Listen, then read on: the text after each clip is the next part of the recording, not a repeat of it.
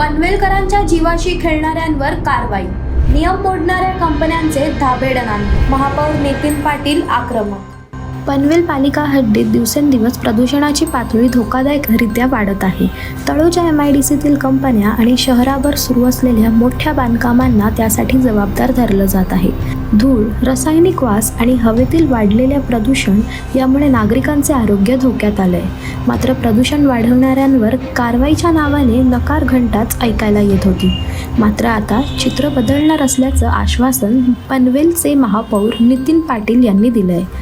पनवेल महानगरपालिकेतर्फे आपण water sprinklers तसेच हवे एअर प्युरिफायर यासारखे उपाययोजना आपल्याकडनं होत आहेत. परंतु ज्या कंपन्या ह्या त्यांच्या मर्यादा सोडून ज्या प्रदूषण करत आहेत त्यांच्यासाठी कारवाईचा आग्रह आमचे स्थानिक नगरसेवक दिनेश खानावकर असतील किंवा प्रभाग 1 मधले नितेश पाटील असतील, लीना म्हात्रे असतील, ह्या सर्व नगरसेवकांचा आग्रह आहे की या कंपन्यांवर तातडीने कारवाई होणे गरजेचे आहे.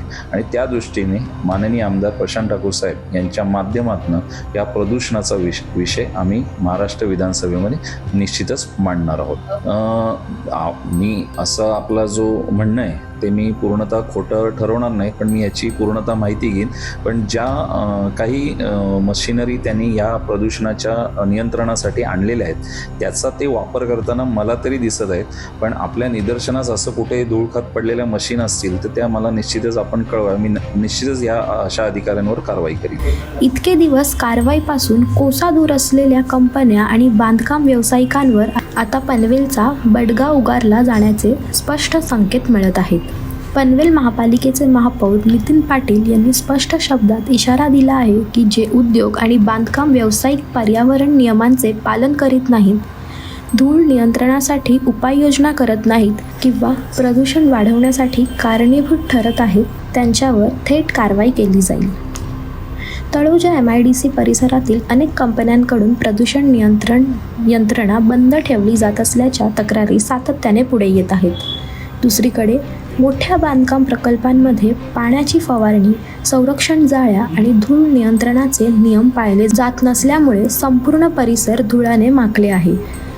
याविरोधात कडक कारवाईचा इशारा महापौरांनी दिल्यानंतर तळोजा MIDCतील कंपन्या आणि बांधकाम व्यावसायिकांचे धाबे दणाणले आहेत. महापौरांची ही बोलाची कढी आणि बोलाचाच भात ठरतो की प्रत्यक्ष कारवाई काय होते हे पाहणं महत्त्वाचं ठरणार आहे.